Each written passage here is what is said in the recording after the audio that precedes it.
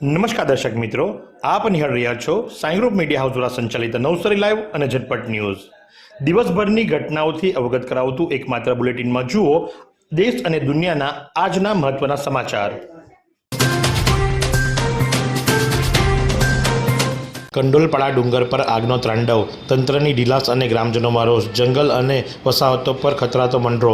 વાંસદા પંથકના કંડોલપાડા ડુંગર વિસ્તારમાં લાગેલી આગે વિકરાળ સ્વરૂપ ધારણ કરતા સમગ્ર વિસ્તાર હચીમચી ઉઠ્યો હતો. અચાનક ભભૂકી ઉઠેલી આગના કારણે પવનના સાથે જોર પકડી અને ઝડપથી ફેલાઈ રહી હતી, જેના કારણે નજીકના જંગલ વિસ્તારના વન્યજીવો અને આસપાસના ગામો સીધા જોખમમાં મુકાયા હતા. પ્રાથમિક માહિતી મુજબ આગનો વાપ્ય સતત વધી રહ્યો છે અને ધુમાડાના ગોટે ગોટા કિલોમીટર સુધી દેખાઈ રહ્યા છે. આગના કારણે પર્યાવરણને મોટા પાયે નુકસાન થવાની શક્યતા છે. કિંમતી વૃક્ષો, ઔષધીય વનસ્પતિઓ અને વન્યજીવો માટે આ આગ જીવલેણ સાબિત થઈ શકે છે. જો ખોટી માહિતી ફેલાવશો તો પગલાં લેવાશે, શબ્દો ઉચ્ચાર્યા ડેપ્યુટી સીએમ હર્ષ સંઘવીએ. રાજ્યમાં પેટ્રોલ ડીઝલની અછત નથી.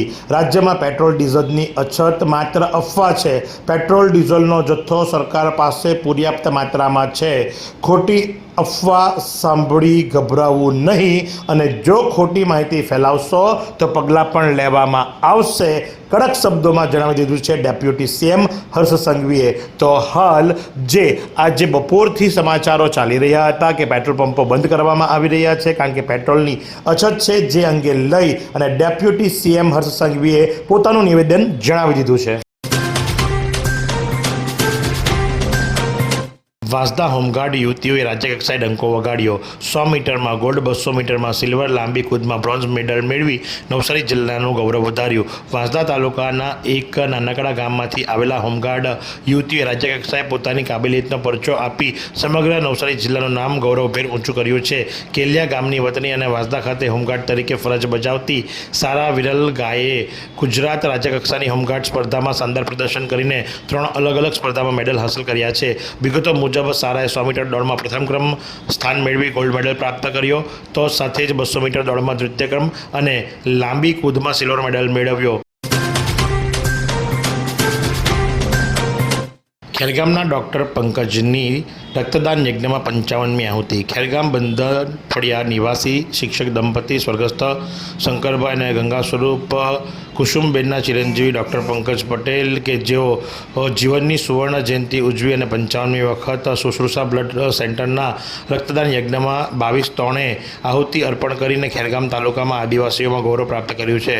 પંકજના પડોશી રાજેશ ધીરુભાઈ ગંભીર સિકલ સેલ બીમારીમાં સપડાયેલા હતા અને તેમને બચાવવા માટે કોઈ તત્પરિત રક્ત આપી શકે તેવા ન હોય અને સને 92માં યુવાન પંકજે પહેલી વખત બીડું ઉપાડ્યું હતું અને રક્તદાન કર્યું હતું. ત્યારબાદ સતત તેઓ દર 4 થી 5 માસે એક વખત રક્તદાન કરે છે, અને જેથી આમ રક્તદાન કરતાં એમણે 22/3 55મી વખત રક્તની આહુતિ આપી છે.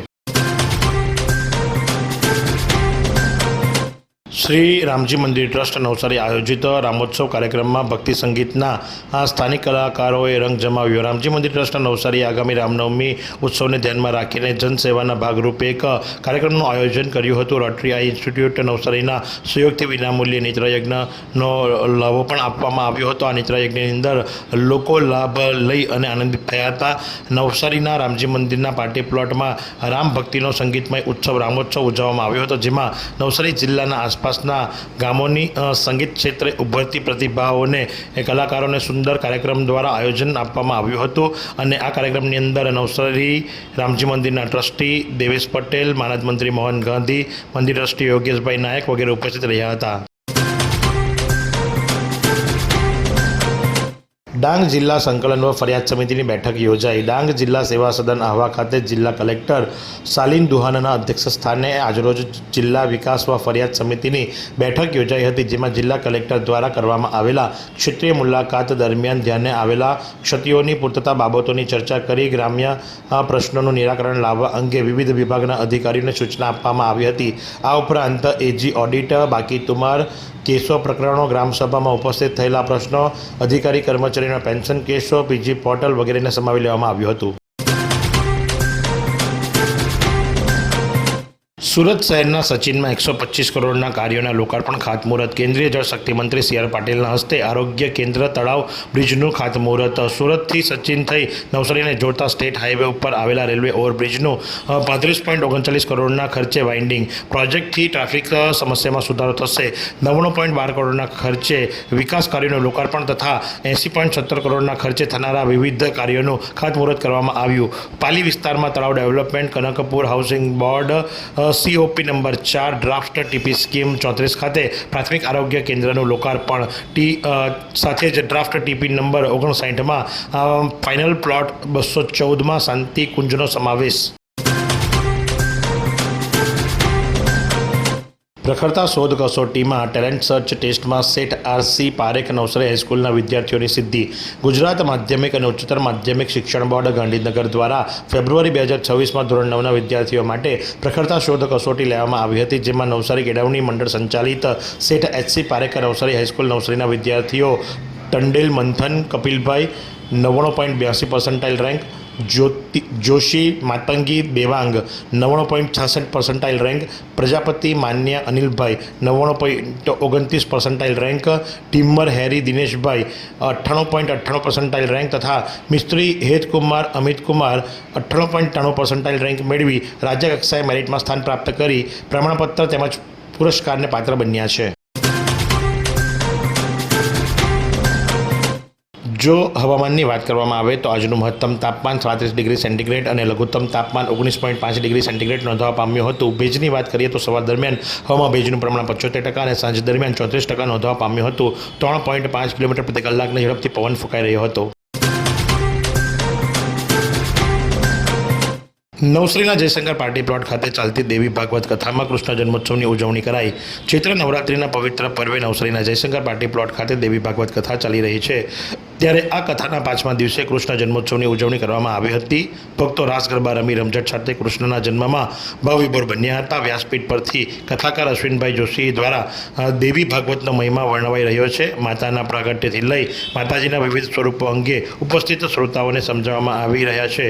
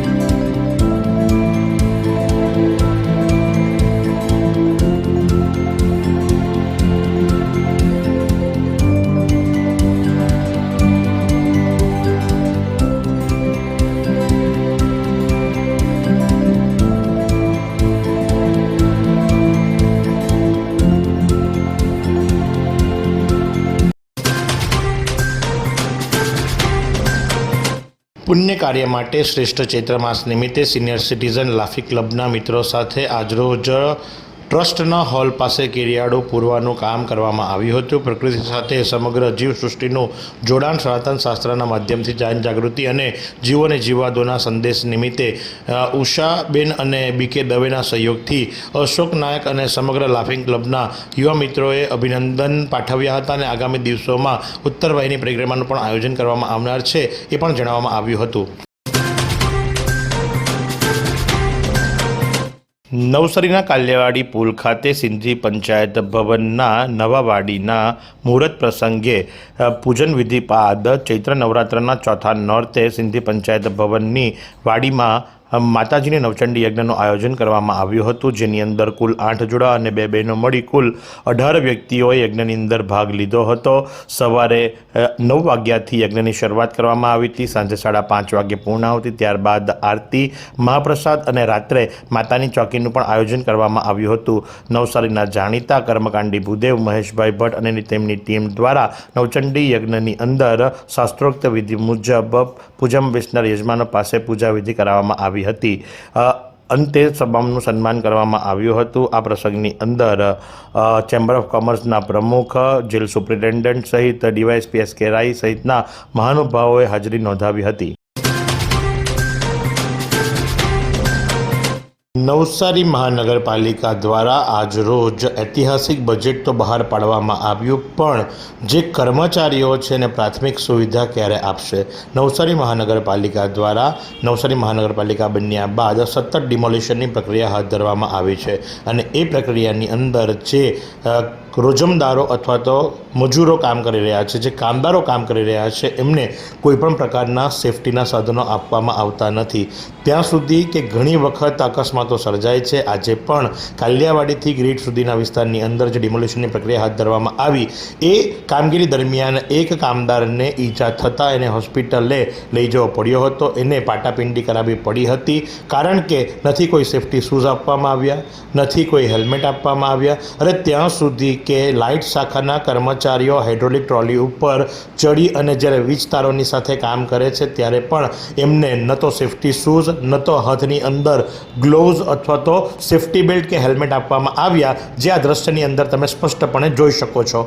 તો શું મહાનગરપાલિકા માત્ર મોટા વિકાસની વાતો કરી અને ફ્લાવર શો જ યોજશે કે કર્મચારીઓને પ્રાથમિક સુવિધા પણ પૂરી પાડશે?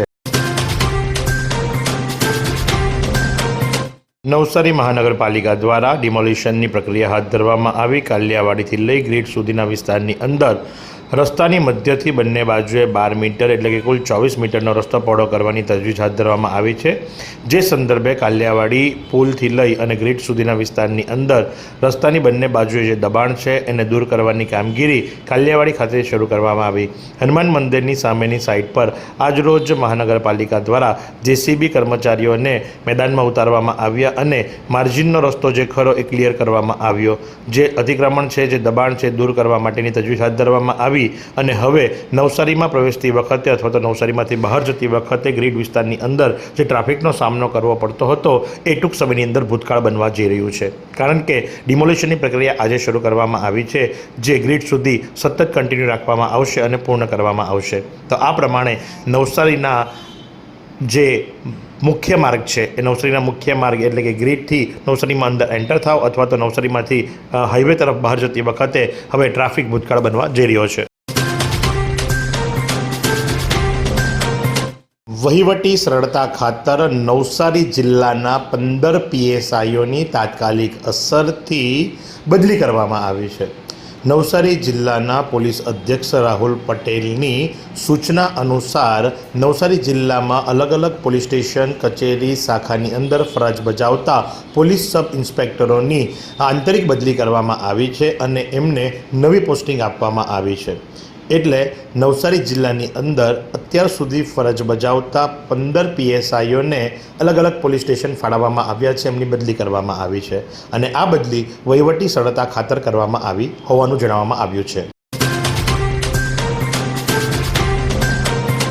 વર્ષ 2026-27 માટે જે બજેટની ફાળવણી કરવામાં આવી એ બજેટની અંદર રસ્તા, ગટર, પાણીની સુવિધાઓ ઉપર પણ ભાર મૂકવામાં આવ્યો છે, તો સાથે જ સોલિડ વેસ્ટ મેનેજમેન્ટ, ઢોરવાડો, પાંજરાપોળ અને તમામ સુવિધાઓને આવરી લેવા માટે હાલ તો એક પોઝિટિવ બજેટ દેખાઈ રહ્યું છે।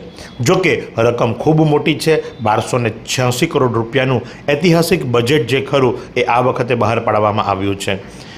નવસારી મહાનગરપાલિકાના કમિશનર દેવ ચૌધરી અને નવસારી મહાનગરપાલિકાના વહીવટદાર એટલે કે નવસારીના કલેક્ટર શિપ્રા આગલે દ્વારા આ બજેટને મંજૂરી આપવામાં આવી છે, બહાલ કરવામાં આવ્યું છે।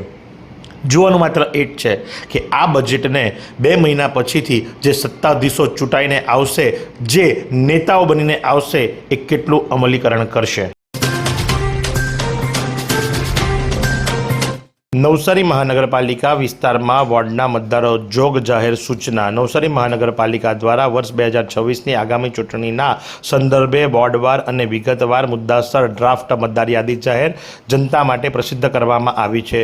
ગુજરાત ચૂંટણી પંચની સૂચના અનુસાર 174 જલાલપોર, 175 નવસારી વિધાનસભા મત વિસ્તારની તાજેતરની એટલે કે 17/2/2026ની સ્થિતિએ આખરી મતદાર યાદીને આધારે મહાનગરપાલિકાના વોર્ડ નંબર 1 થી 13ની યાદીઓ તૈયાર કરવામાં આવી છે. આ યાદીઓ તારીખ 23/3/2026ના રોજ જાહેર જનતાના અવલોકન માટે વિવિધ સરકારી કચેરીઓ ખાતે મૂકવામાં આવનાર છે. આ કચેરીઓ આપ સ્ક્રીન ઉપર જોઈ શકો છો. જો કોઈ પણ લાયક ધરાવતા નાગરિકનું નામ મતદાર યાદીમાં ન હોય અથવા સુધારો કરાવવા માંગતા હોય તો તેઓએ યાદી પ્રસિદ્ધ થયાના 11 દિવસની અંદર જરૂરી ફોર્મ ભરીને મતદાર નોંધણી અધિકારીની કચેરીએ રૂબરૂ અથવા તો રજિસ્ટર પોસ્ટ દ્વારા મોકલી આપવાનું રહેશે. દક્ષિણ ગુજરાતના સૌપ્રથમ દિવ્ય ઔધવ ભવનનું લોકાર્પણ કરતા માનનીય મુખ્યમંત્રી તથા સંત હરિદાસ મહારાજજી. ગુજરાત રાજ્યના સંવેદનશીલ ધાર્મિક પ્રકૃતિના મુખ્યમંત્રી ભૂપેન્દ્ર પટેલ દક્ષિણ ગુજરાતના વલસાડમાં શ્રી કચ્છી ભાનુશાલી મિત્ર મંડળ ટ્રસ્ટ દ્વારા આયોજિત સદગુરુ ભગવાન શ્રી વાલરામ પ્રાગટ્ય શતાબ્દી મહોત્સવમાં હાજરી આપી. કચ્છી ભાનુશાલી સમાજના દક્ષિણ ગુજરાતમાં સૌપ્રથમ નિર્મિત વિવિધલક્ષી સમાજ ઉપયોગી અતિ આધુનિક વાતાનુકૂલિત સમાજ ભવન શ્રી ઔધવ ભવનનું લોકાર્પણ પણ કર્યું. શ્રી ઔધવ ભવનના નિર્માણથી કચ્છી સમાજના લોકોને આધુનિક સુવિધાઓ પ્રાપ્ત થશે.